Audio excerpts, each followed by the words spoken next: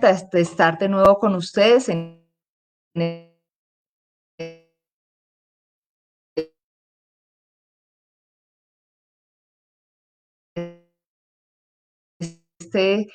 los colombianos. Bueno, le doy las gracias a los medios de comunicación acompañarme en todos estos conversatorios. Bueno, nuestro conversatorio de hoy es la continuación del ciclo de conferencias que se titula Cómo reconstruir el país, y hoy se ha llamado nuestra charla Unidad Nacional y Cohesión Social. Le doy la bienvenida a nuestros panelistas. Muy buenas noches, doctor Rubén Darío Lizarralde, doctor Juan Fernando Cristo, doctor José Daniel López y al señor representante Luis Salván. Muy buenas noches a todos ustedes, es un placer. Bueno, antes de comenzar, quiero contarles cómo va a ser la dinámica. Es una pregunta que va para cada uno de ustedes y en la medida que voy dándole la palabra, haré una pequeña presentación de cada uno de ustedes para aquellas personas que no conocen esta información todavía. Bueno, voy a presentar al señor representante a la Cámara, José Daniel López, por el Partido Cambio Radical. Es miembro de la Comisión Primera Constitucional, politólogo con maestría de gobierno de la Universidad de los Andes, reconocido como el mejor representante independiente del país en el 2019 y el segundo mejor del país según RCN, y el mejor de Bogotá según el sondeo de periodistas de la ciudad, defensor del acuerdo de paz, autor de la segunda vuelta para elegir alcalde de Bogotá y la ley de pasantías y la ley del empleo del adulto mayor. Creo que mejor de una vez hacemos una breve presentación de cada uno de ustedes. Continúo en Saral Montoya, él es abogado y economista colombiano, nombrado por el presidente Juan Manuel Santos en el 2013 como ministro de Agricultura, cargo que desempeñó hasta el 2014. Fue graduado de la Facultad de Derecho y Ciencias Socioeconómicas de la Pontificia Universidad Javeriana, especialista en Derecho Laboral de la misma universidad y máster en Gerencia de la Universidad de Miami. También cursó el programa de Alta Dirección Empresarial de la Escuela de Negocios INALTE de la Universidad de la Sabana. Tiene una trayectoria política amplia, entre las que se destaca viceministro de Desarrollo Económico del gobierno de Julio César Turbay, como en cuanto fue alcalde de Bogotá, el doctor Andrés Pastrana fue nombrado tesorero general y posteriormente fue secretario de Hacienda, fue asistente por Colombia y Perú del Banco Interamericano de Desarrollo y se ocupa actualmente como gerente general de Indupalma. De igual manera ha formado parte de muchas juntas directivas. De igual manera, tengo el gusto de presentar al señor Luis Albán. Es integrante de la delegación de la FARC-EP al encuentro exploratorio que junto a la delegación del gobierno construyó la agenda de los diálogos. Integrante de la delegación de paz de la FARC-EP que llegó al acuerdo final de la paz con el gobierno colombiano. Responsable por FARC y su representación en el mecanismo de monitoreo y verificación, organismo tripartito que fue creado para adelantar el cese de fuego bilateral y definitivo y con las Naciones Unidas la dejación de armas. Es representante de la Cámara por el Partido de Fuerza Alternativa Revolucionaria del Común. De igual forma, tengo el placer de presentar al doctor Juan Fernando Cristo, es ministro del Interior, abogado de la Universidad de los Andes, defensor del proceso de paz y de las víctimas del conflicto, negociador del gobierno en los procesos de paz con la FARC y el ELN, involucrado en temas de construcción de paz y fortalecimiento del Estado desde la participación ciudadana. con amplia experiencia en políticas de seguridad ciudadana y fortalecimiento de la democracia. Tiene una amplia carrera política, siendo elegido 4 veces senador, en tanto ocupó las presidencias de las comisiones sexta y primera, así como la presidencia del Congreso y del Partido Liberal. En sus 16 años en el Congreso fue autor y ponente de importantes leyes, entre las que se destaca la Ley de Víctimas y Restitución de Tierras, que garantiza verdad, justicia, reparación y no repetición a las víctimas del conflicto armado. Ha ocupado importantes cargos en la rama ejecutiva del Estado colombiano. Como ministro del Interior, lideró la Agenda Legislativa para la Paz, que permitió en el primer semestre del 2017 la aprobación del paquete de normas esencial eh, en el cumplimiento de los acuerdos de paz con las FARC, que garantizaron el desarme y la desmovilización de ese grupo alzados en armas, perdón. Bueno, su hoja de vida es bastante amplia. Muy buenas tardes de nuevo y vamos a continuar entonces con las preguntas del lugar. Doctor López, comencemos con usted. ¿Cómo lograr la cohesión social y la unión nacional? Bueno, Clara Inés, yo creo que, no, primero un saludo para usted, mil gracias por la invitación. Para mí es un honor acá compartir panel con el doctor Juan Fernando Cristo, con el doctor Rubén Lizarralde, con mi buen amigo y colega en la Comisión Primera de la Cámara, el doctor Luis Alberto Albán. Yo creo que esa es la pregunta del millón y la prioridad del millón. Hoy tenemos un escenario político en donde la polarización es el mejor negocio. Creo que por el lado del uribismo, que de algún modo representa uno de estos polos, hay la captura y la posterior, ahora libertad del expresidente Uribe le han permitido cobrar un nuevo aire, han llenado de un tanque de oxígeno al centro democrático. Hoy lo importante en la discusión sobre el centro democrático ya no es la gestión del presidente Duque, que sin duda no es una buena gestión, es un gobierno sin norte que no solamente tiene la unidad nacional como centro o al menos como uno de los elementos de la agenda, sino que parece no tener ninguna otra. Si al gobierno del presidente Uribe lo recordamos por la seguridad democrática y al gobierno del presidente Santos lo recordamos todos por el acuerdo de paz, yo sigo sin entender, ya transcurrido más de la mitad del gobierno, por qué vamos a recordar al presidente Duque. Pero lo realmente grave, pensando en el futuro de Colombia, es que ya lo que importa no es ni siquiera la evaluación del gobierno Duque, porque de algún modo la situación judicial del presidente Uribe, la victimización del presidente Uribe y ahora su libertad y eventual exoneración van a llenar al centro democrático de la opción de poder del 2022 de la que había adolecido fruto del mal gobierno del presidente Duque. Eso por un lado. Por otro lado, hay un sector radical liderado por Gustavo Petro, decidido a no dejar pasar su oportunidad de ganar la presidencia de la República, con elementos de mesianismo, con tentaciones, creería yo, en ocasiones al autoritarismo, que a mí me llevan a pensar a que de alguna manera el debate político se está decantando hacia una polarización en donde Colombia posiblemente tenga que escoger entre dos caras de la misma moneda. Dos líderes mesiánicos, uno a título propio, otro por medio de un tercero interpuesto, en donde definitivamente la estabilidad democrática, el fortalecimiento de las instituciones democráticas no es un fin, sino es un medio relativo en función de su propia agenda política, y en donde definitivamente la unidad, al menos por ahora, al menos de acá a la elección del 2022, no es buen negocio para ninguno de los extremos.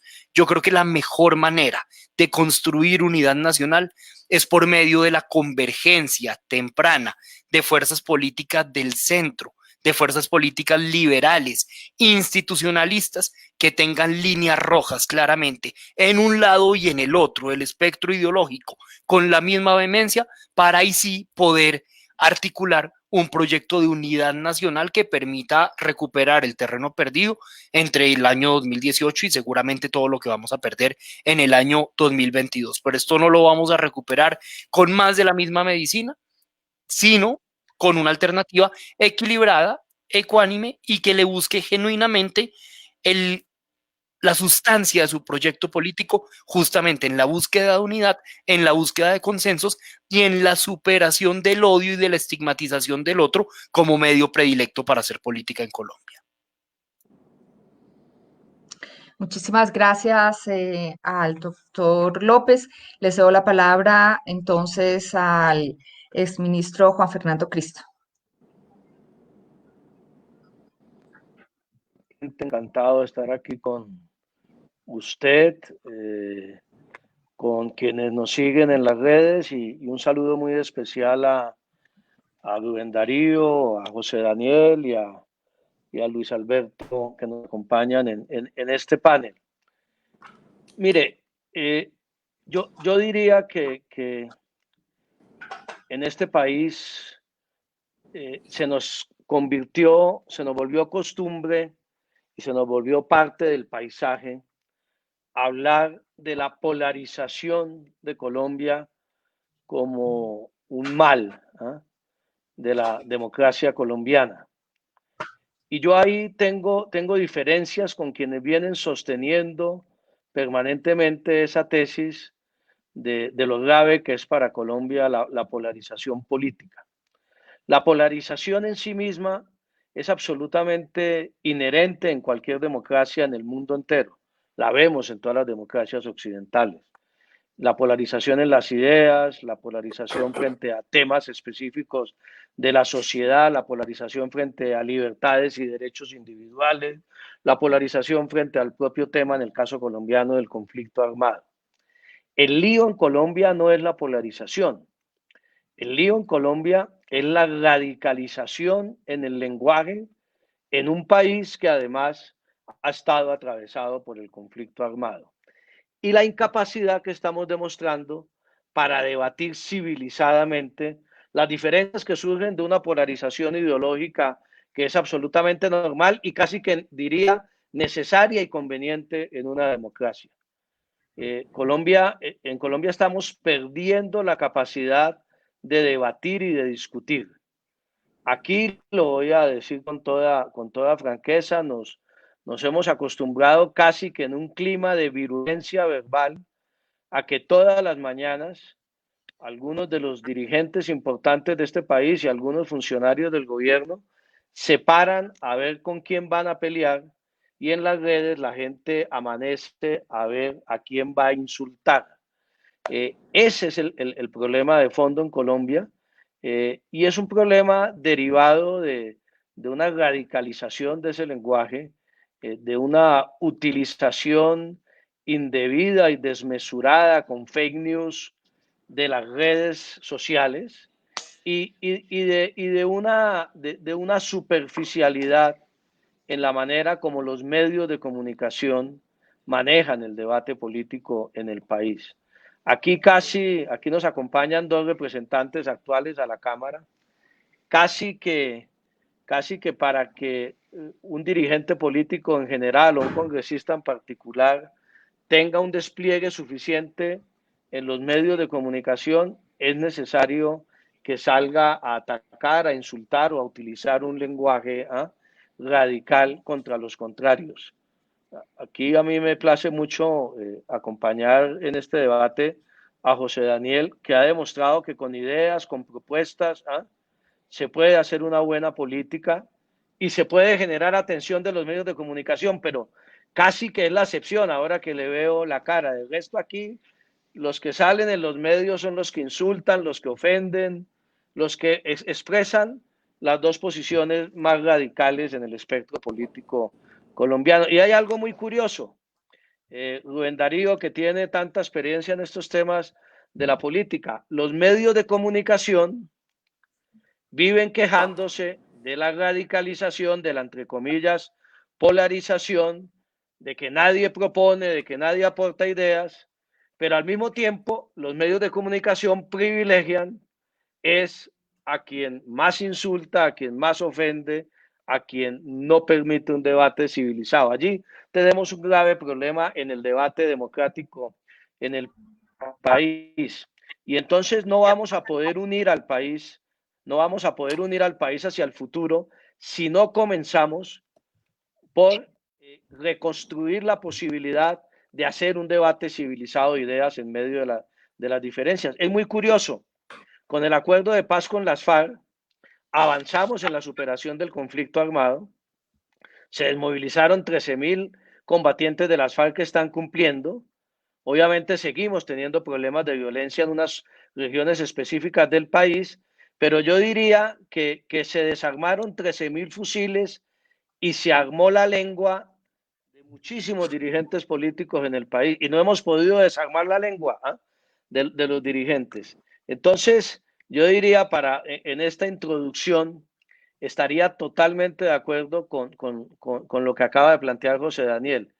La única posibilidad que tiene este país de superar, ojo, no la polarización, sino de volver a ser capaces de debatir civilizadamente en medio de la diferencia, la única posibilidad es que Colombia en las elecciones del 2022, eso ya no se pudo ahora.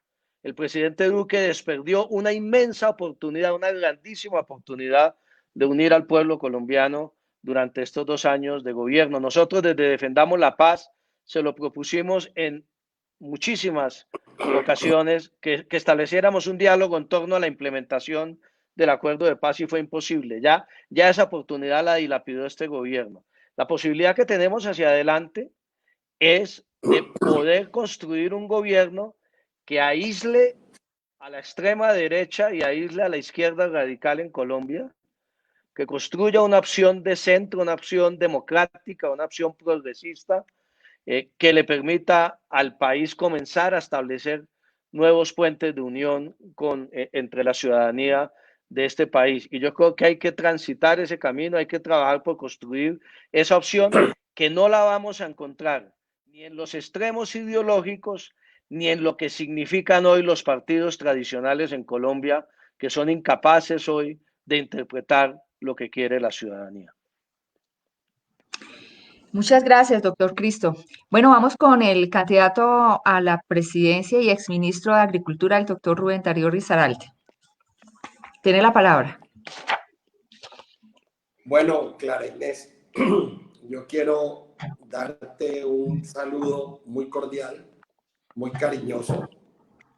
También a José Daniel, a Juan Fernando y a Luis Alberto Albán. Yo sí estoy enfrente de una posición muy preocupado porque el país se estancó en el tiempo. Nosotros vemos las noticias de hace 25 años y son las noticias de hoy. Un país que tiene tantas posibilidades de desarrollo económico, tantas posibilidades de crecimiento, tantas posibilidades de acabar con la pobreza extrema, de generar empleo. Y es un país que definitivamente se quedó en la demagogia, se quedó en el discurso, se quedó en la mediocridad. En vez de buscar lo que quiere la gente. La gente quiere oportunidades, oportunidades de educación, oportunidades de empleo, oportunidades de emprendimiento, oportunidades de crecimiento económico. No hay derecho, y esa es una frustración a la cual no me le entrego. No hay derecho a que con todo el potencial de este país y nosotros le estemos entregando a las futuras generaciones solo un espacio de mediocridad y estancamiento en todo, en lo económico, en lo político, en lo social.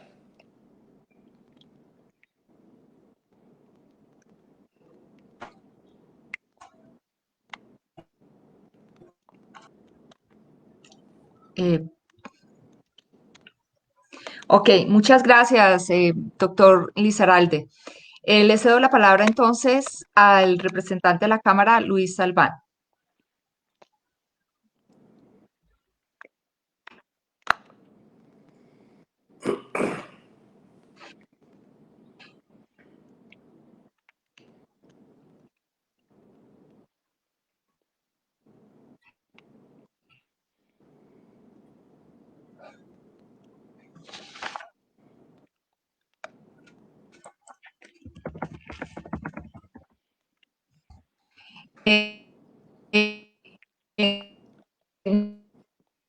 no, micrófono. Tu Ahora micrófono me está escuchan, silenciado. Sí, ahora sí. sí. No me escucharon nada de lo que dije, Es que ya iba terminando. Nada de los estabas 5 minutos de intervención, doctor Albano. Bueno, entonces digo que primero que todo saludar a Clara Inés, agradecerle esta posibilidad y saludar a todos y todas quienes nos escuchan y que nos ven y agradecer la posibilidad de compartir panel con los personajes que me acompañan. Yo digo que en Colombia no hay polarización. A mí me parece que la polarización es un invento para disfrazar lo que sí hay, que es estigmatización, que es satanización, que es señalamiento sin argumentos, porque lo que se trata de perseguir, lo que se trata de acabar es el debate político, el debate ideológico, porque no hay argumentos para sostener las posiciones de la extrema derecha. Por ejemplo, ahora venimos de sesión en la Cámara y se escucharon varias constancias estigmatizando la minga. La minga es la responsable del COVID, la minga es una minga de quienes llaman disidencias de FARC y de ELN, la minga está infiltrada, la minga, o sea, el planteamiento de la minga no sirve y eso que plantean le ponen el altoparlante de los grandes medios y eso se vuelve verdad. Aquí en Cali, por ejemplo, entonces la gran noticia no fue la minga y el comportamiento de la minga y de los casi 10.000 compañeros y compañeras de la minga que estuvieron en Cali, no cerraron ninguna calle, no hicieron ningún problema, la protesta fue leída y escuchada por todo el mundo sin que estorbara a nadie. Pero no, la noticia fue un invento que hicieron de una supuesta fiesta de los mingueros y mingueras, que no es cierta, que el propio alcalde de Cali salió a desmentir, pero eso es lo que se queda.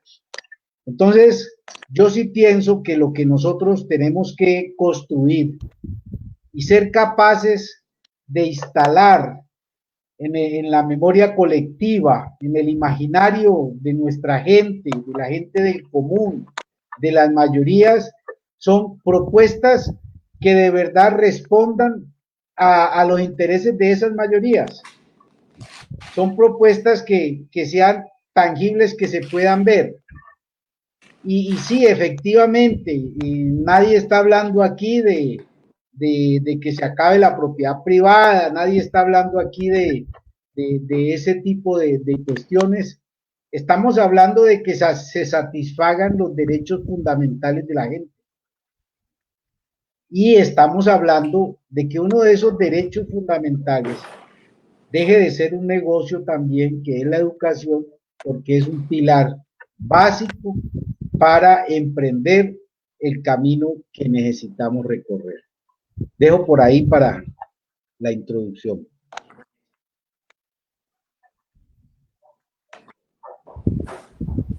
En respeto y en tolerancia, tratemos todos de mirar cómo reconstruir el país y hacer un diálogo nacional. Vamos entonces con la segunda pregunta. Si ustedes fueran presidentes de la República, ¿cuál sería el programa de gobierno para unir el país, lograr la paz, el desarrollo y la equidad? Doctor José Daniel. Bueno, pues yo apenas voy en representante a la Cámara, Clara Inés, y estoy seguro que acá con el doctor Lizarralde y el doctor Cristo, que tienen una experiencia tan amplia en el Estado, vamos a tener mejores respuestas, pero deje de intentar una sin embargo. A ver, yo lo que creo, digamos, sin pretender con esto referirme a todos los temas que deben ocupar el gobierno nacional. Creo que al final del día, ante la historia y ante la gente, al gobierno lo define un legado. No dos, no tres, no cuatro. Vuelvo y digo, cada gobierno es recordado por un aporte que hizo o por un gran error que cometió. ¿Y cuál creo que es la principal necesidad de Colombia en este momento? Más allá del tema de la pandemia, que por supuesto genera unas necesidades contingentes a propósito de la reactivación económica, de la recuperación del empleo, del salvamento de las empresas y el tema de salud. No, yo creo que el principal reto que la historia le demanda a Colombia y al gobierno colombiano en el periodo actual es el reto de la consolidación de la paz y de seguridad territorial. El acuerdo de paz suscrito entre el Estado colombiano y la guerrilla de las FARC genera, entre otras cosas, unas oportunidades de seguridad territorial, de cumplimiento de derechos humanos en las regiones más golpeadas por conflicto armado, sin precedentes. ¿Qué ha pasado desafortunadamente? Que en gran medida los espacios militares, los espacios de acceso a rentas ilegales que dejaron las FARC con su desmovilización, no fueron copados por el Estado, ni por la fuerza pública, ni por la legitimidad del Estado, reflejada en acceso a la justicia formal, a mercados formales, a infraestructura, a empleo, a inversión, a oportunidades, sino que quienes vienen copando ese espacio son otros actores armados ilegales con brazalete distinto, sea el ELN, sean disidencias, sean los grupos armados organizados. Y creo que es ahí donde está el principal reto, y es el de construir sobre lo construido. Y ya saliendo del problema de orden público, que sé que el doctor Albán tal vez me regañe por esta afirmación que por supuesto hago desde mi subjetividad política, que significaban las FARC para Colombia, no hayamos logrado llevar ni oportunidades, ni desarrollo, ni seguridad a los territorios más golpeados por el conflicto armado. Y veamos cuál es la suerte que están viviendo en regiones como el Cauca, como Nariño, tanto en la costa pacífica como en su zona norte, como el Catatumbo. Pues están viendo la génesis de la misma guerra, de la misma historia, con protagonistas distintos. Si hubiera una gran agenda de gobierno, una gran agenda de unidad y de reconciliación nacional para este momento histórico, sin duda debiera ser la agenda de la superación definitiva del conflicto, de la implementación del acuerdo de paz y de la transformación de las condiciones materiales, institucionales de vida en las regiones que hemos abandonado a lo largo de la historia de la configuración del Estado colombiano. Si en 4 años Colombia solamente lograr eso, cambiarle la historia a estas regiones, volver la paz una oportunidad capitalizada y no una oportunidad perdida, como lo está haciendo en este gobierno, creo que solamente por eso habría valido la pena un cuatrenio. Ahora creo que esto es lo que debiera ser. Definitivamente no es lo que está pasando hoy en día. Muchas gracias. Le cedo entonces la palabra al doctor Fernando Cristo.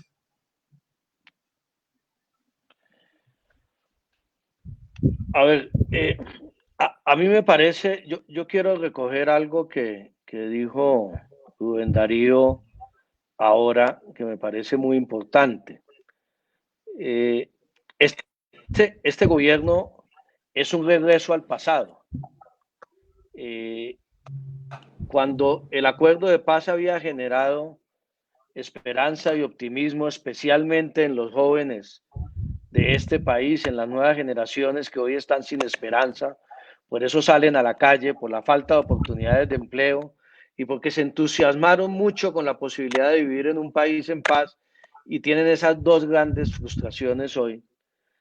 Este gobierno lo que ha significado es un regreso al pasado en todo, en los recortes de libertades y derechos, en el tema de la democracia, en el respeto a la independencia de la justicia, y podríamos seguir enumerando. Y me parece que aquí lo esencial y lo fundamental es que entendamos que tenemos que mirar hacia adelante y no hacia atrás.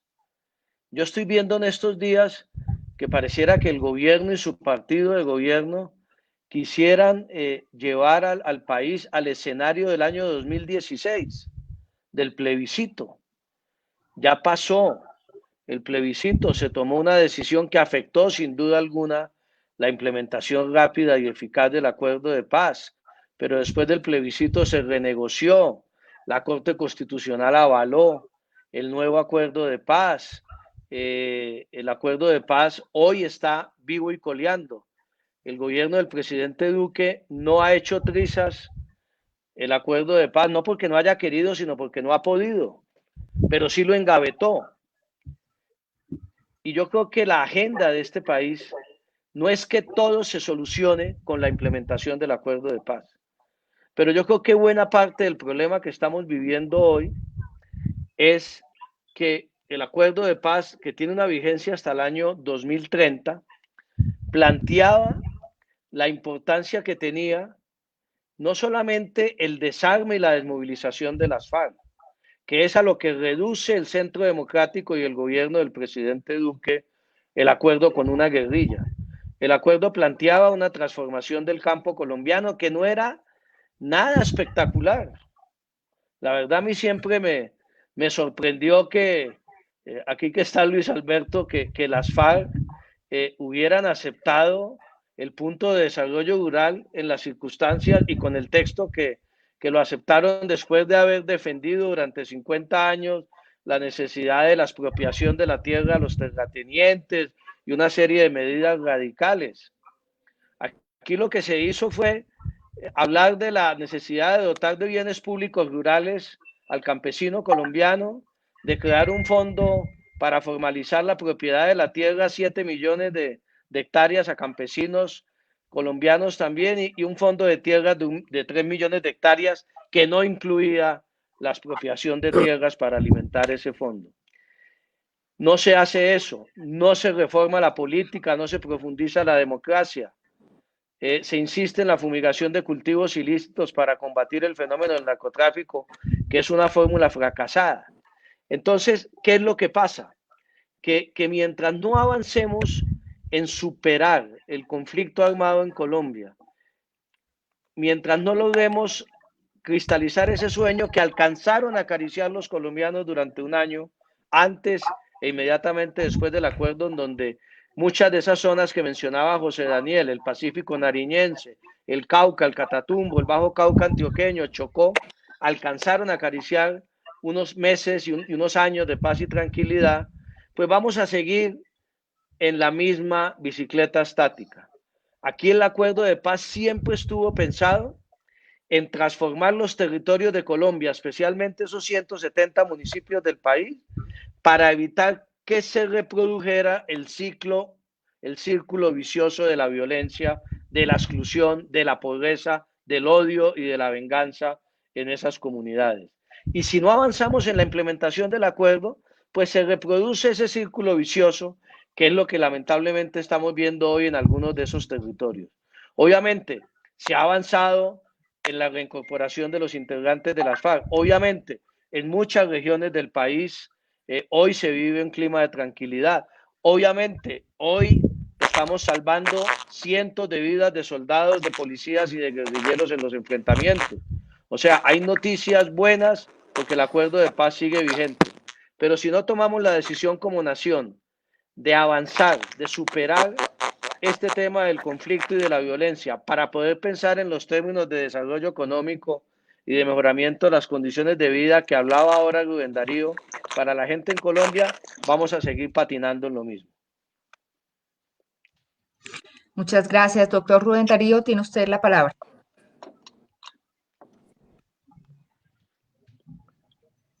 Doctor Rubén Darío. Bueno. Doctor Rubén Darío. Real.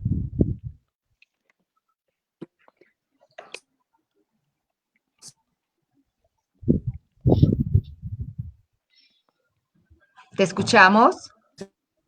Sí.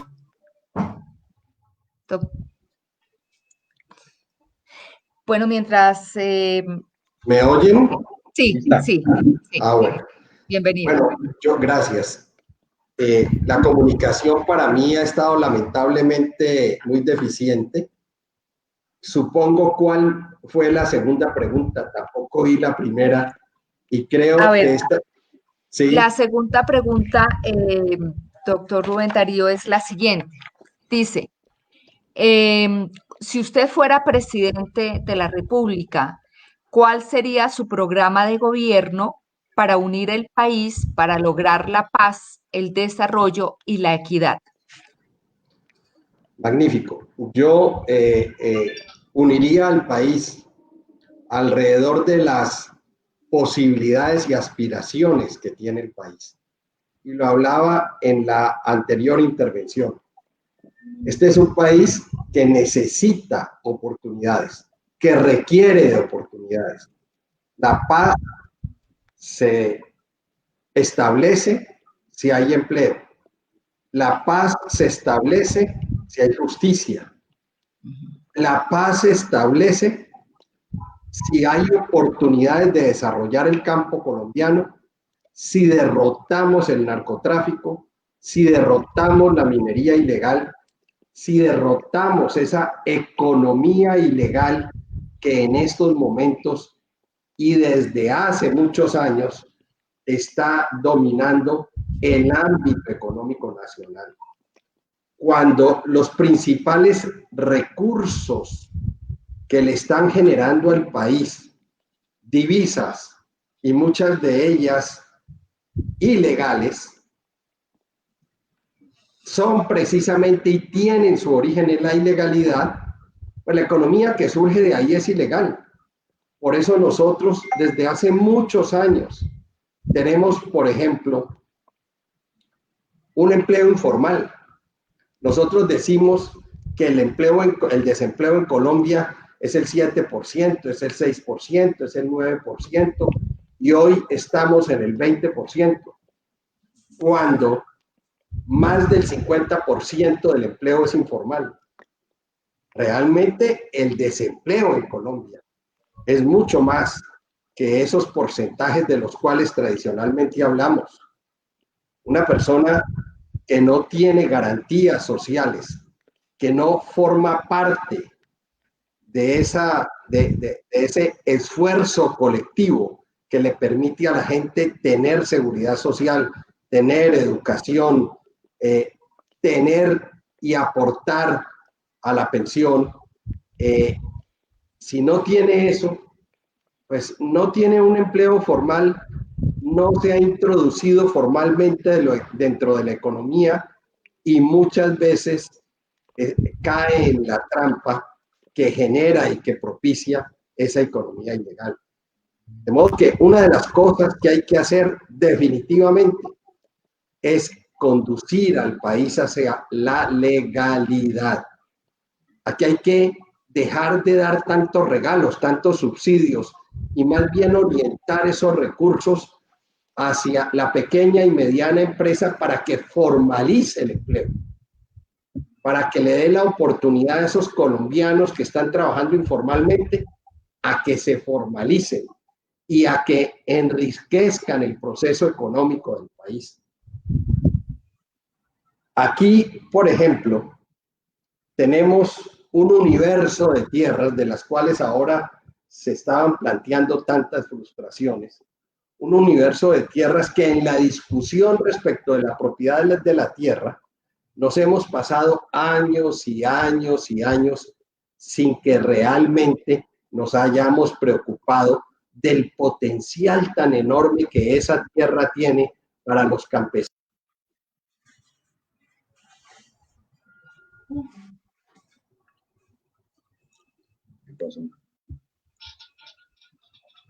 Parece que tiene dificultades de conexión él. Bueno, esperamos un segundito, o si no, mientras él... Por Okay. favor, Okay. ¿me están escuchando? Entonces, sí, les decía, sí. esta es una economía absolutamente informal, es una economía ilegal, es una economía que no avanza, es una economía que además no tiene la sombrilla de la justicia que nos dé a todos la seguridad económica, social, política. Es una economía atrasada, y una economía atrasada sin las garantías de la justicia, pues no puede llegar absolutamente a ninguna parte. De modo que yo haría en la próxima elección presidencial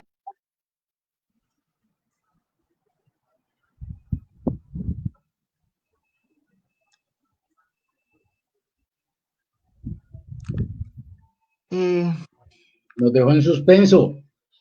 Sí, volvió a caerse. Es que de pronto, como está me da, ya me entró. da mucho pesar realmente tanta interrupción y pido disculpas, pero les reitero, un país como el nuestro, que está completamente desinstitucionalizado, pues no nos genera posibilidades de nada, no nos genera posibilidades de paz, no nos genera posibilidades de entendimiento, no nos genera posibilidades de acercamiento, de crecimiento, de construcción de lo que debe verdaderamente ser Colombia para los colombianos.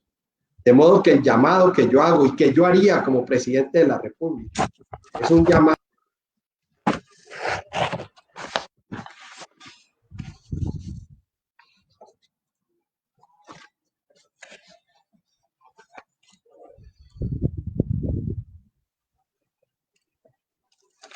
que nos institucionalicemos, a que hagamos de verdad borrón y cuenta nueva, a que tratemos de crear una verdadera constitución armónica para el país, garantista de todos los derechos, pero derechos donde no solamente se beneficia y privilegien las minorías, sino que se beneficie y se privilegie el país, porque ahora tenemos nosotros unas normas y unas leyes que simplemente lo que buscan es la protección de unas minorías y no la protección de unas mayorías.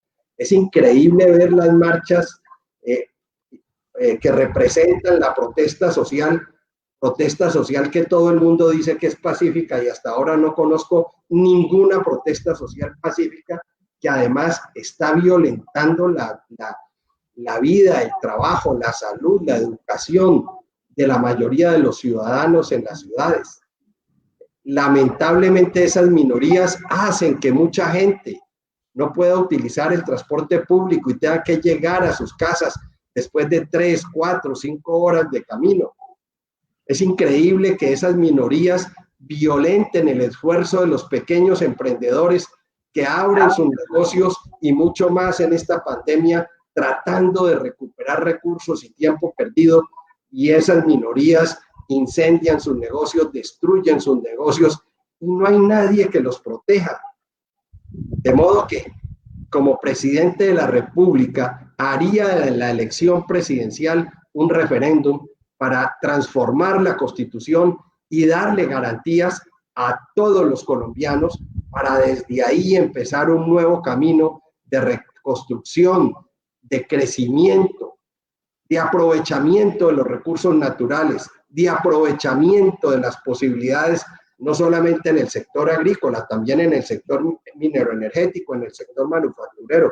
Pero nosotros tenemos que hacer de esta economía y de la inversión nacional y extranjera un espacio de posibilidades para lograr el empleo, derrotar la pobreza extrema y sacar este país adelante.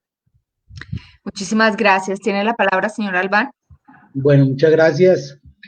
Yo pienso que sin pensar que el acuerdo de paz es la panacea, y en eso nosotros estamos claros y Juan Fernando, efectivamente el tema de la tierra nos llamó a muchas discusiones y ahí están las propuestas que quedaron en el congelador, pero el tema era la paz.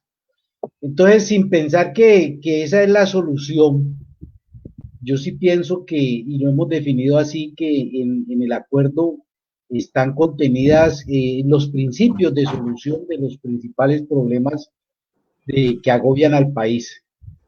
Porque fíjese que si se hubiera seguido cumpliendo el tema del punto cuarto, no estaríamos en este problema con el tema del narcotráfico, porque siempre se identifica narcotráfico con los campesinos y eso no es así. Pero también si hubiésemos avanzado ese poquito que hay de reforma rural integral, no estaríamos en estas condiciones.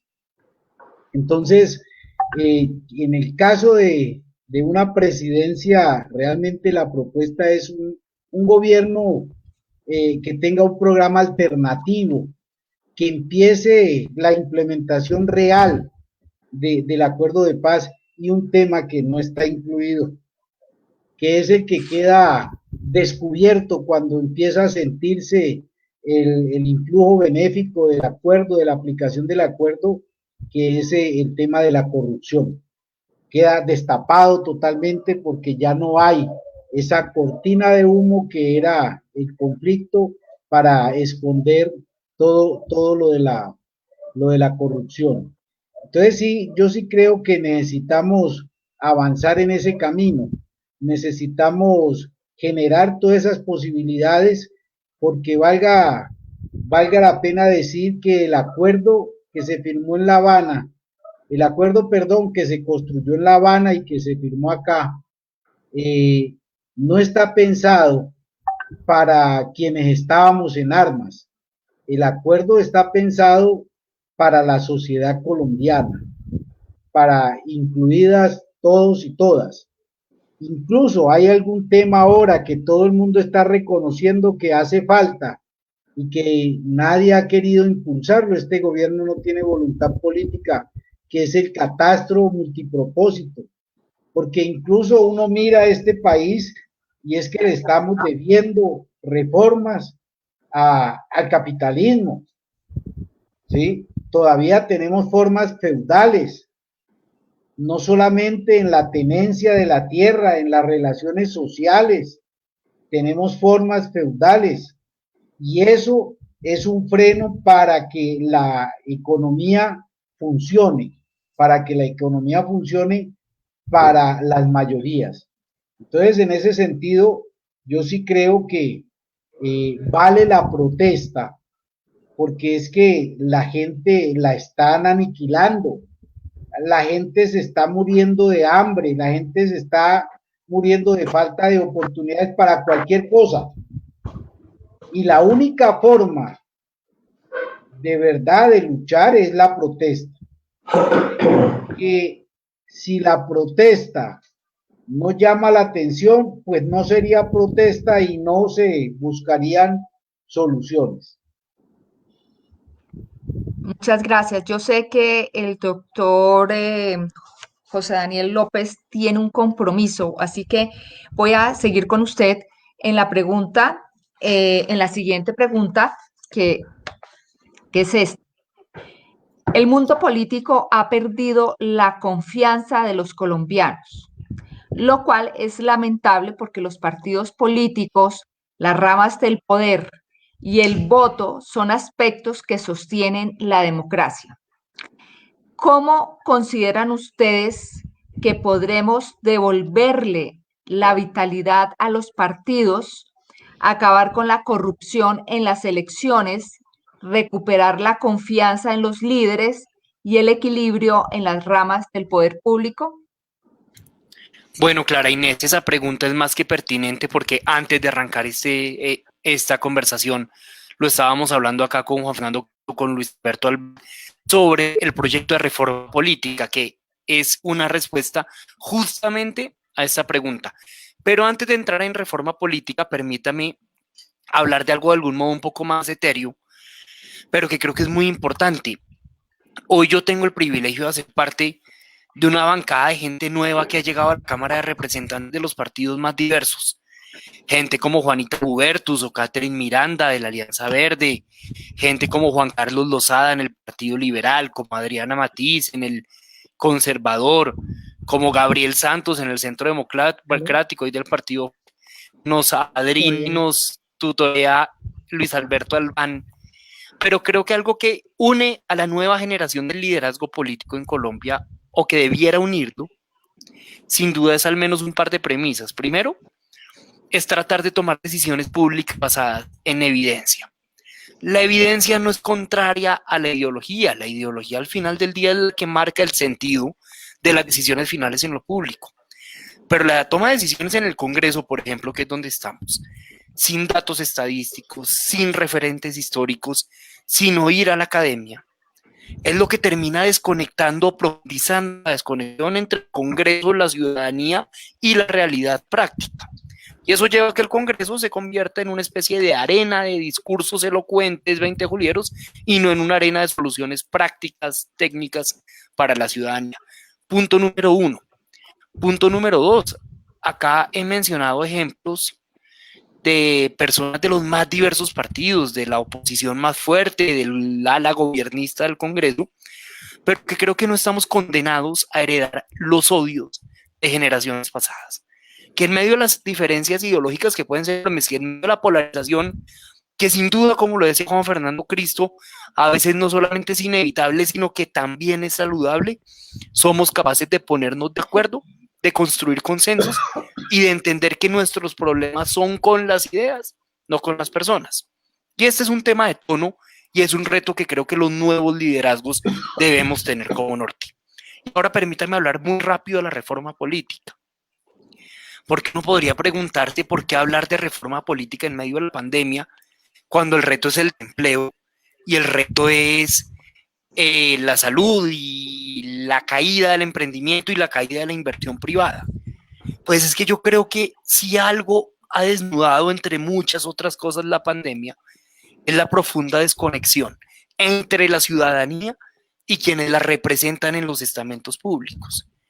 Pero además, si hoy no aprobamos una reforma política, si esta legislatura no lo hacemos, y el doctor Cristo, que fue ministro del Interior y fue congresista, lo sabe mejor que nadie, pues hacerlo en una legislatura cruzada con las elecciones va a ser imposible. Por eso, ¿qué estamos proponiendo? Número 1, eliminar el voto preferente, que se volvió un foco de corrupción, de encarecimiento de las campañas políticas y de pérdida de la consistencia ideológica de los partidos, porque hoy, con el voto preferente, el mayor rival, el mayor contradictor de un candidato no es el líder político de una colectividad de ideología contraria, sino es su compañero de lista. Segundo, listas paritarias. Colombia está rajado en materia de elegibilidad de las mujeres.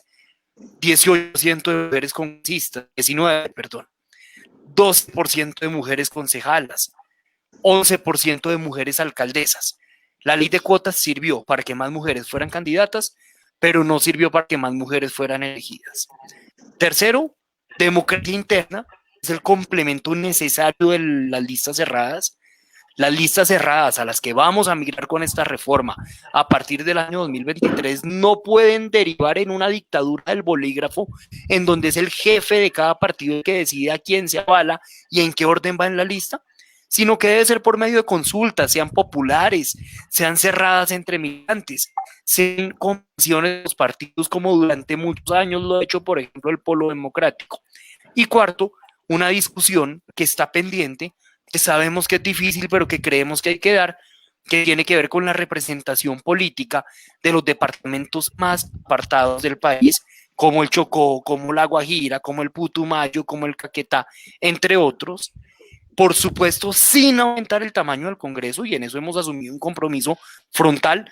No vamos a aumentar el número de curules del Congreso, y lo hemos dicho junto al doctor Albán, quien también es ponente de esta reforma política, pero sí buscar fórmulas para que estos departamentos que tienen los mayores índices de necesidades básicas insatisfechas, que son en alguna medida víctimas especialmente fuertes del conflicto armado, más habiéndose quedado esa buena propuesta del gobierno pasado de las curules para las víctimas por ahora en el tintero, y hasta que el Consejo de Estado determine lo contrario, pues creo que ese es un camino en el cual debemos avanzar. Así que ante esta pregunta, sin duda, ojalá logremos superar un reto difícil, improbable, pero al que le estamos metiendo el pecho, como es el de lograr que el Congreso cambie las reglas de juego con las cuales se elija a sí mismo para conectar de mejor manera con nuevas realidades y con la ciudadanía.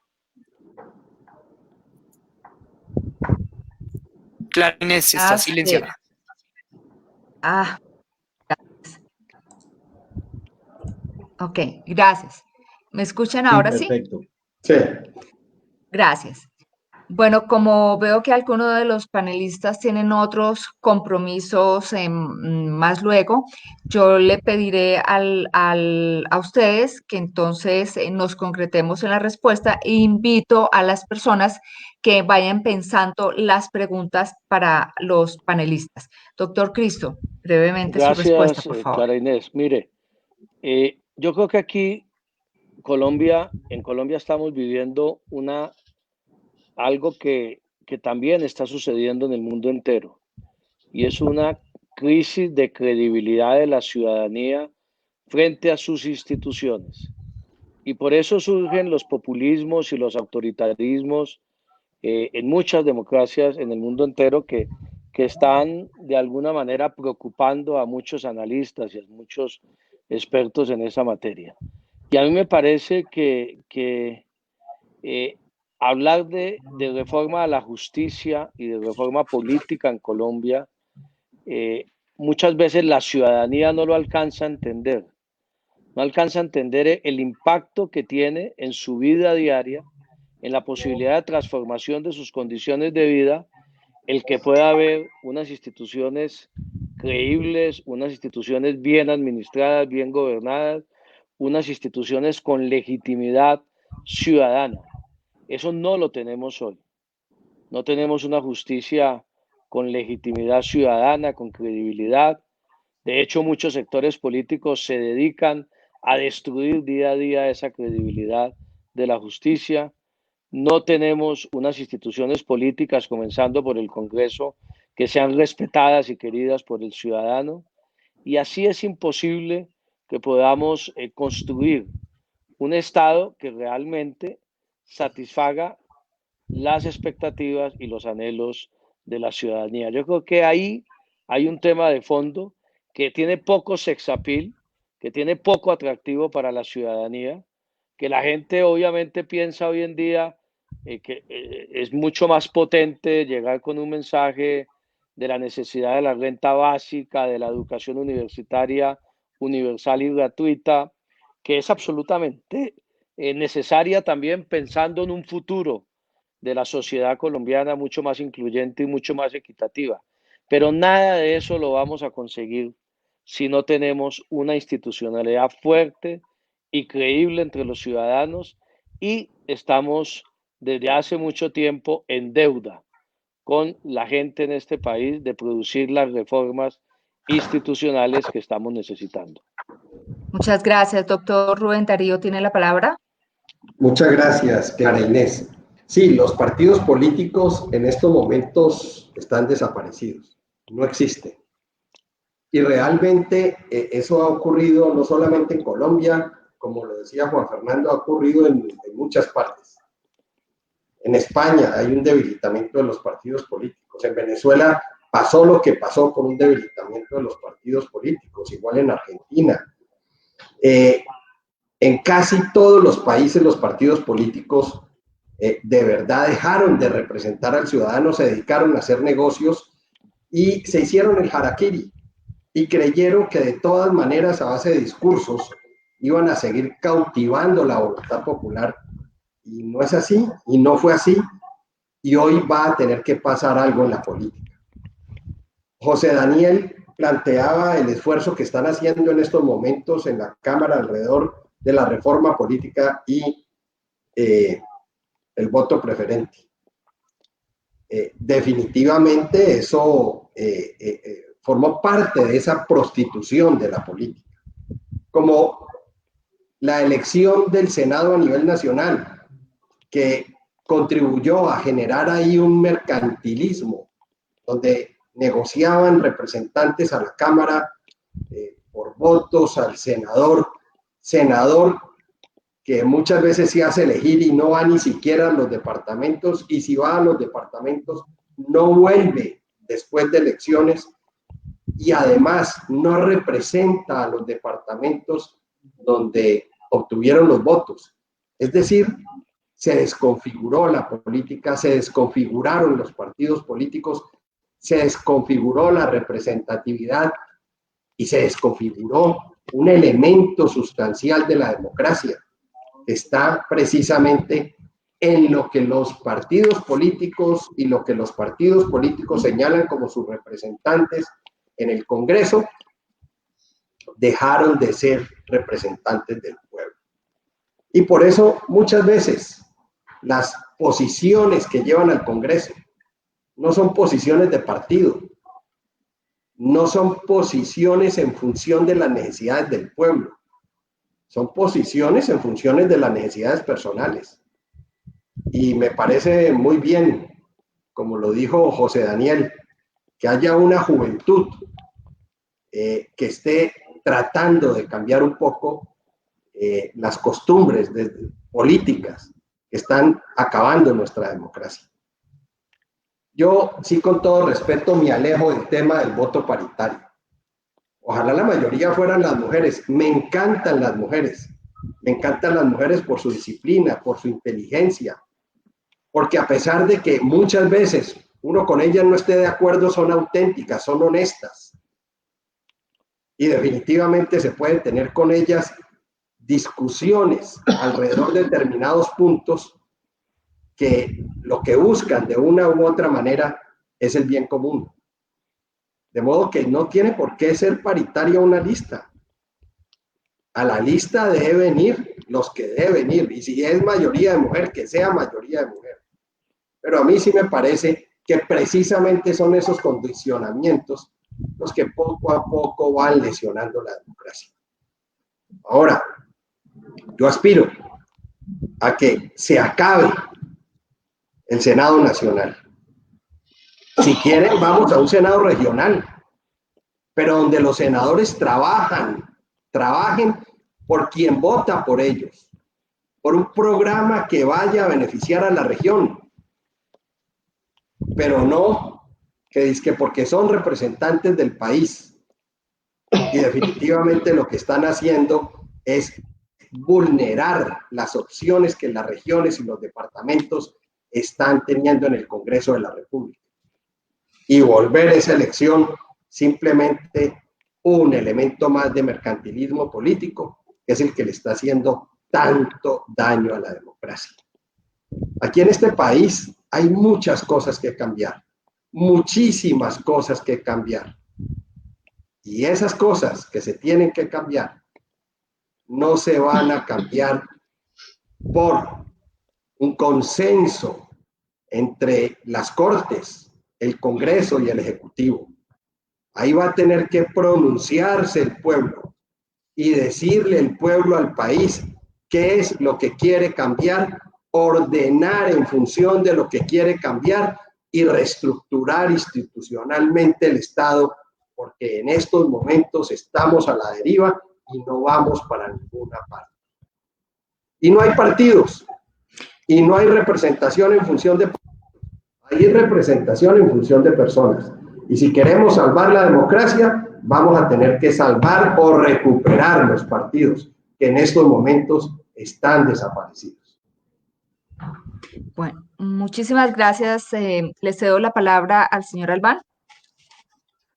Muchas gracias. Y vamos con las Clara. preguntas posteriormente del público. Yo inicio con lo que terminó Rubén. Necesitamos fortalecer los partidos en Colombia. Esa es la base de la democracia. Una de las bases fundamentales de la democracia es la existencia de partidos fuertes.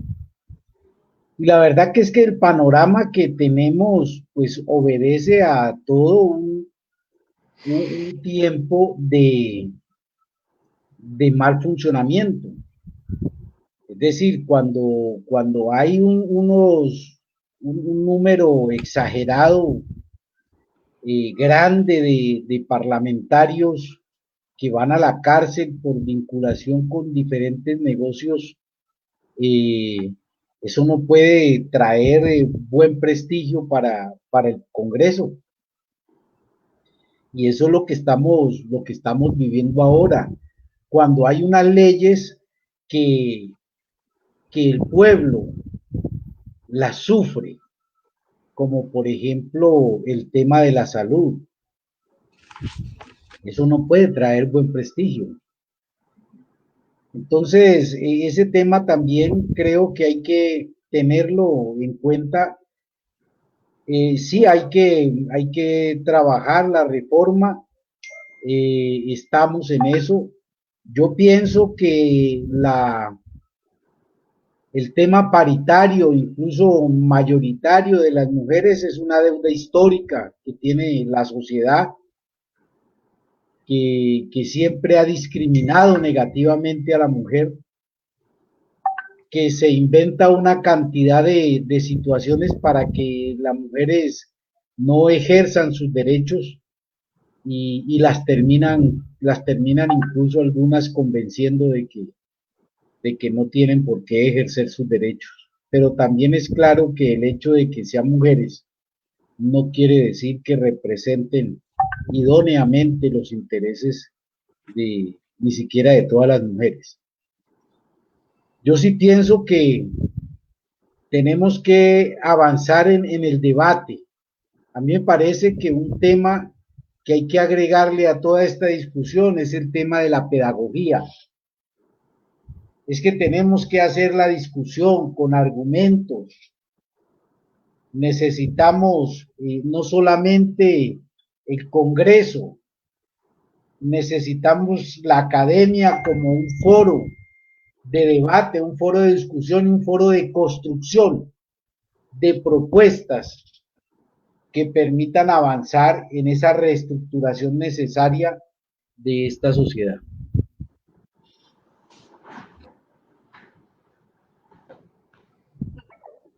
Sí, ya Sí, te estamos dije, escuchando. demos espacio para las preguntas. Ok, ok. Bueno, vamos a comenzar con las preguntas del público y el señor Loy pregunta lo siguiente. ¿Cuál es la opinión de ustedes sobre la insistencia del ex senador Uribe en su propuesta de acabar con la JEP, reducir el Congreso y dejar una sola corte? ¿Quién quiere responderla de ustedes? Bueno, a ver, me animo de manera muy concreta. Pues Pues cedo la cuando palabra al uno... doctor Rubén Darío. Siga, doctor Cristo, y después el doctor Rubén Darío. No, muy breve. Adelante. Yo creo que es evidente que a Uribe nunca le gustó el acuerdo de paz, que obviamente no le gusta la JEP, y no vamos a entrar en las discusiones de los temores de muchos sectores de la sociedad colombiana sobre el propósito final que tiene la JEP, y es develar mucha de la verdad del conflicto armado durante estos 50 años. Derogar la JEP es derogar el acuerdo de paz. Luego me parece que es una propuesta típica para las barras bravas del uribismo, que no tiene ninguna viabilidad en el Congreso, porque el referendo tiene que pasar con el Congreso, por el Congreso, y mucho menos en la Corte Constitucional, en donde los acuerdos de paz están blindados. Luego, yo creo que es una propuesta más de campaña. Lo que sí me parece interesante, debo confesar, Clara Inés, de la propuesta del expresidente Uribe, yo he sido sistemáticamente enemigo de reducir el tamaño del Congreso y sobre todo del Congreso unicameral, que es propio de los regímenes autoritarios. Pero estoy llegando a la conclusión de que me parece que es importante una reducción racional del Congreso, que no afecte la representatividad ni la democracia en el país. Creo que se podría tener un Congreso más pequeño, manteniéndolo bicameral, pero sí reduciendo proporcionalmente en Senado y Cámara el número de congresistas para hacerlo más eficiente, para hacerlo también más legítimo y más representativo. Y yo en eso estoy de acuerdo con lo que acaba de decir Rubén Darío en materia de reforma política. La circunscripción nacional, yo creo que tenemos que revisarla en el país, y habría una oportunidad allí para volver al Senado regional y también garantizarles representación a los pequeños territorios de Colombia. Yo creo que hay que, ya para después del año 2022, pensar en una reforma a fondo de la política que incluya la reducción del Congreso, y eso no se puede hacer vía acto legislativo porque es prácticamente imposible. Tocaría acudir después del año 2022 a algún mecanismo extraordinario de los contemplados en la Constitución para reformar la Carta del 91.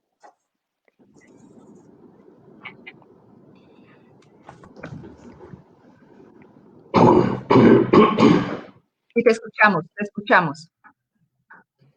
En esa pregunta, en mi concepto, hay dos preguntas. Una tiene que ver con las Cortes, otra tiene que ver con la JEP.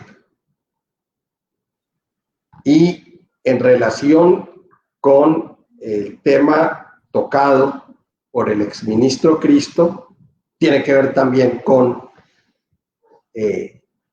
si debemos tener una o dos cámaras en el Congreso. Y lamentablemente la crisis política también ha tocado a la crisis de la justicia.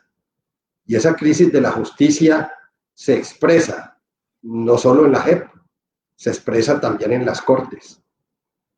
Lamentablemente es un secreto a voces la negociación de las sentencias y de los fallos, la negociación de las tutelas. Todo en las Cortes se negocia. Y uno no puede pensar que la cartelización de las Cortes se elimina y se vuelve sabia en el momento en que están tomando decisiones constitucionales. Hoy estamos viviendo un problema extraordinariamente grave. Y es un punto que José Daniel y los jóvenes tienen que entrar a analizar. Las Cortes han empezado a quitarle espacio al Congreso, tomando decisiones y transformando las leyes con la jurisprudencia. Y en ese sentido, están asumiendo lo que ellos han llamado el gobierno de los jueces. Y el Ejecutivo también ha cedido ese espacio. Y eso definitivamente, como lo que hemos venido tratando en esta reunión, es un elemento más de afectación de la democracia. Cada cosa ha ido perdiendo su sentido. Esos poderes que eran el pilar de la institucionalidad se han ido debilitando.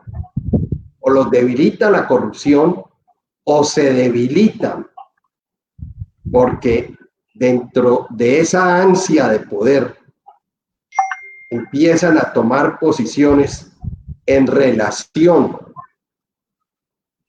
con las definiciones de los otros poderes. Y en ese sentido se pierde toda la majestad de lo que representa la democracia dentro del Estado.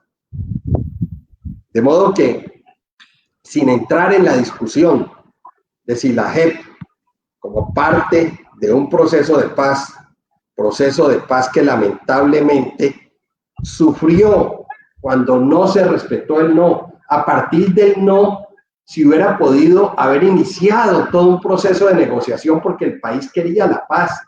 Yo no oigo colombiano que no quiera la paz, pero definitivamente, como en este caso, si queríamos la paz, respetemos las decisiones y presentémosle al pueblo otras opciones para que sea el pueblo el que diga, ahora sí vamos a trabajar por esa paz que nos une, por esa paz que definitivamente fortalece el país, las instituciones, la democracia y a todos los colombianos. De modo que también en esas discusiones hay que saber dar esas discusiones. Y no es sí porque sí y no porque no, sino definitivamente qué es lo que más daño le ha hecho a esa posición de los colombianos que ha terminado siendo confrontacional. De modo que esa discusión del Congreso, esa discusión de las Cortes, esa discusión de la JEP, creo que la tenemos que dar en otro ámbito y en otro ambiente donde a los colombianos se les genere confianza y se les muestre que los instrumentos son para crear, para fortalecer y no para debilitar y generar desconfianza. Muchísimas gracias. ¿Alguien tiene algo que agregar al particular o pasamos a la segunda pregunta? No, yo quería decir algo, Sí, Clara. adelante. Sí, es decir que sí hay unas razones específicas por las cuales Uribe no quiere el funcionamiento del sistema integral de verdad, justicia, reparación y garantías de no repetición. Ha sido el objeto central de todos sus ataques y es columna vertebral del acuerdo. Es el tema fundamentalmente de la verdad y yo creo que eso pues sería otra discusión. A mí me parece que, digamos, los argumentos están mal presentados, mal elaborados en el tema de las Cortes y en el tema del Congreso, en esa propuesta. Hay una concepción que se viene abriendo paso y que viene dándose en la práctica y es el monopolio del poder por parte de un partido político o de un sector político. Y yo creo que eso es absolutamente nocivo para la democracia y me parece que ese es un tema que no tiene discusión, que eso es nocivo para la democracia y avanzar en ese sentido de verdad que puede llevarnos a una situación que no sería para nada beneficiosa para la mayoría, porque enfrentaríamos una dictadura con una posibilidad real que ya se ha venido experimentando, que es el tema de la opinión, de generar la opinión para hacer los cambios sin tener en cuenta de verdad lo que es la democracia y el ordenamiento jurídico político. Muchísimas gracias. Entonces vamos con la siguiente pregunta. Voy a leerla. El señor Julián Rodríguez pregunta lo siguiente: ¿cómo empezar a implementar el acuerdo para la terminación del conflicto en las regiones? La pregunta. ¿Qué punto del acuerdo debe priorizarse para avanzar? ¿Qué hacer para que el ELN, las disidencias o las bandas criminales al servicio del narcotráfico no ocupen los territorios dejados por la FARC? 3 en 1. 3 en 1. Les cedo la palabra a ustedes. ¿Quién quiere comenzar a responder? Pues a ver, como Luis Alberto habló de último, entonces ahora, para que no siga recorrido, entonces yo doy mi opinión en este sentido. Definitivamente el acuerdo está tocado por el problema del narcotráfico, por el problema de la coca, por el problema de la sustitución de cultivos. Yo estoy completamente de acuerdo en que esas 200.000 hectáreas de coca deben desaparecer. Y no desaparecieron por las buenas, como está establecido en los acuerdos. Entonces tienen que desaparecer fumigándose. Y por supuesto, el gobierno tiene que establecer inmediatamente un programa que le permita a los campesinos, los que están en el negocio de la coca, sobreviviendo, negocio de la coca que no es de ellos, negocio de la coca que es de quienes procesan la coca y comercializan la coca. porque esos campesinos a duras penas sobreviven en el negocio de la coca. Pero es coger a esos campesinos y trasladarlos dentro de un proceso de generación de propiedad a que se vuelvan dentro de grandes cultivos o medianos cultivos, productores eficientes, competitivos, que no tengan que salir al mercado a rogar que su producción sea comprada. Esto requiere la siembra de cerca de 1 millón de hectáreas, porque por cada hectárea de coca, para que ese campesino reciba ingresos que compensen lo que esa hectárea de coca le permite recibir, debe sembrar 5 hectáreas de otro cultivo que sea demandado en el mercado. Y sembrar ese millón de hectáreas le cuesta al país cerca de 19 billones de pesos. Pero esos 19 billones de pesos serían la inversión más importante, más inteligente y que más contribuiría a la paz. Ahora, ¿y es que esos campesinos están contribuyendo a la guerra? No, esos campesinos no están contribuyendo a la guerra. Los que están contribuyendo a la guerra son los que presionan a esos campesinos, las mafias y las guerrillas que viven del narcotráfico, que someten al campesino, que matan a los líderes sociales, que asesinan a los líderes sociales y que definitivamente están haciendo el peor daño en la ruralidad colombiana. De modo que si queremos paz, si queremos reivindicación, si queremos oportunidades, hay que acabar con la economía ilegal y hay que inmediatamente reemplazar esa economía ilegal por una economía legal que propicie el crecimiento económico, el fortalecimiento económico, la seguridad económica de esos campesinos. Primero. Y segundo, el ejército y la policía tienen que ocupar el territorio, porque si no ocupan el territorio, esos sitios donde hoy se siembra coca se volverán a sembrar de coca. A las mafias y a las guerrillas hay que sacarlas de la ruralidad y hay que permitirle a los campesinos que vivan en paz.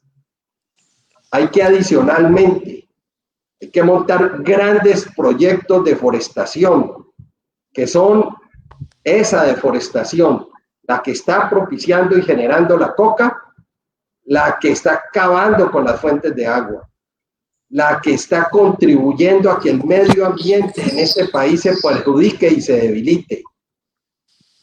Y si nosotros trabajamos por una economía agraria integral, formal, vamos a dar el paso más importante hacia una paz duradera. Muchas gracias. ¿Querías usar la palabra, Luis?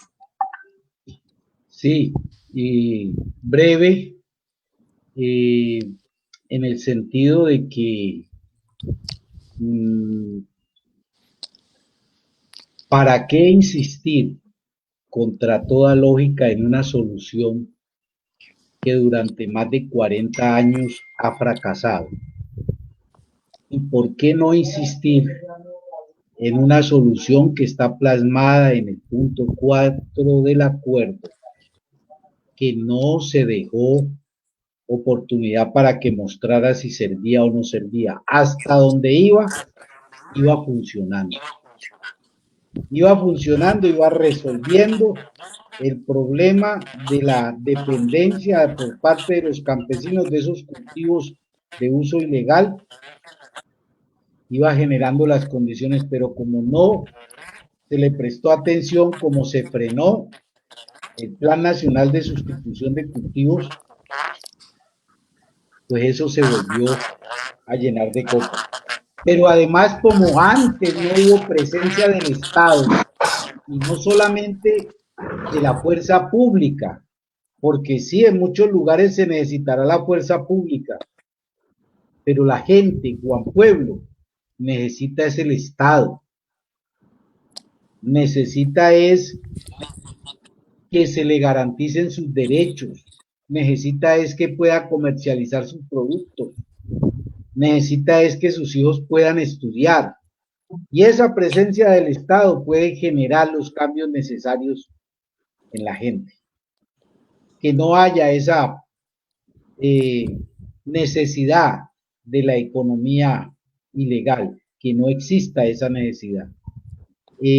La otra pregunta que no me acuerdo, Julián, era... Se me pasó la otra. Ya te la leo. Sí. Ya te la leo. Dame un momentico que la estoy buscando, por favor. ¿Qué hacer Bueno, para dice que Julián lo siguiente. Sí, ¿Qué hacer para que el ELN, las disidencias o las bandas criminales al servicio del narcotráfico no ocupen los territorios dejados por la FARC? sí, fíjate, y yo empiezo por la primera parte, cómo se implementa el acuerdo.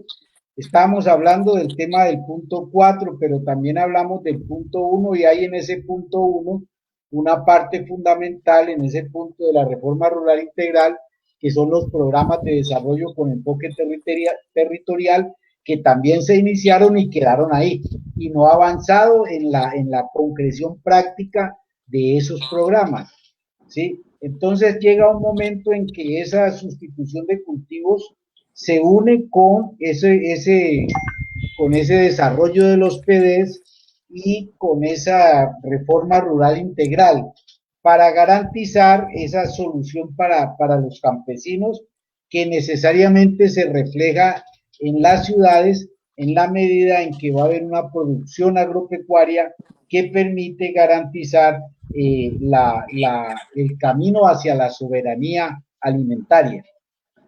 Y lo de que no copen esos espacios otros actores, pues la verdad es que también está en el acuerdo, ¿sí? Es que pues todo eso estaba previsto, digamos, y por eso se tomaron esas medidas, pero como no se cumplen, como no se han cumplido y tampoco hay voluntad política para cumplirlas, pues entonces no vamos a encontrar esa solución y se pretende entonces responsabilizar del fracaso al propio acuerdo cuando es sencillamente que se está diciendo que se cumple sin cumplir. Muchísimas gracias. Vamos entonces con la siguiente pregunta y dice, según algunos medios de comunicación, el gobierno Duque apoya la campaña del presidente Trump en los Estados Unidos, el presidente y sobre otros políticos colombianos. En la opinión de ustedes, ¿qué les merece esta situación? ¿Quién quiere comenzar a responderla? Perdón, yo no escuché bien. Yo tampoco. Hubo la primera parte no la escuché. De la señora Carmen dice, según algunos medios de comunicación, el gobierno Duque apoya la campaña del presidente Trump en los Estados Unidos. A su vez, el presidente Trump ha dado unas declaraciones sobre el proceso judicial del ex senador Uribe y sobre otros políticos colombianos. ¿Qué opinión les merece a ustedes esta situación? Mire, yo creo que nosotros los colombianos tenemos que aprender a preocuparnos de nuestros propios problemas, a buscar nuestras propias soluciones y no volver como un issue nacional, una opinión de si un presidente o un candidato o un senador o un representante da una opinión favorable sobre un candidato en otro país y el candidato de ese país da una opinión favorable sobre algún colombiano. Nosotros tenemos que dejar de perder tiempo en ese tipo de situaciones y más bien preocuparnos por dar las discusiones de los problemas nacionales y tratar de ver cómo resolvemos una cantidad de problemas que definitivamente no están contribuyendo a que este país sea distinto y le dé al pueblo unas soluciones distintas.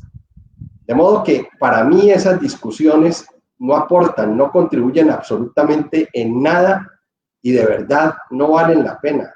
Preocupémonos de lo importante. Primero, lo primero. Muchas gracias. ¿Tiene algo que agregar el señor Albán? Sí, Clara, Adelante. yo comparto lo que dice Rubén, pero yo le agregaría algo más, es que es una muestra de nuestra dependencia, sobre todo de la dependencia frente a los Estados Unidos, porque empezando porque se vive casi la campaña de los Estados Unidos como si fuera la campaña propia. Y es por eso, porque todo lo que pasa en los Estados Unidos, pues consideramos que nos afecta porque es pues, papá Estados Unidos. Pero además, este gobierno ha generado también otro tipo de situaciones siguiendo esa dependencia que es extenderse en la pelea, por ejemplo, con Venezuela, ¿sí? Preocupado más de los problemas que están viviendo los venezolanos allá de que de los problemas que estamos viviendo los colombianos acá, que es para lo cual existe. Entonces, ese tiene esa otra arista, pero yo sí pienso que debemos de aprender a respetar lo que es la autodeterminación de los pueblos desde la soberanía nacional. Muchísimas gracias. Bueno, se nos quedan muchas preguntas sobre el tintero, pero ya desafortunadamente hemos llegado al final de nuestro conversatorio, pero no sin antes agradecerles de manera muy especial a cada uno de los panelistas por haber aceptado esta invitación y queda abierta la invitación para una próxima oportunidad. Antes de despedir, que tendremos sobre narcotráfico y drogas ilícitas con el ex senador Juan Manuel Galán. De igual manera, quiero hacerles una invitación para que se suscriban en el canal de YouTube @Claraí Chávez. De nuevo, muchísimas gracias a los medios de comunicación. Doctor Rubén Darío Lizarralte, fue un placer haberlo tenido en este espacio. De igual manera, al representante a la Cámara, el señor Luis Albán, y por supuesto al representante a la Cámara, el doctor José Daniel López, y también al exministro Juan Manuel Cristo. Muchísimas gracias de nuevo. Fue un placer y todos mis respetos y mi admiración por cada uno de ustedes. Gracias, Clara Inés, y muchas gracias a todos los compañeros panelistas. Muchas gracias, que estén muy bien. Hasta luego. Hasta luego.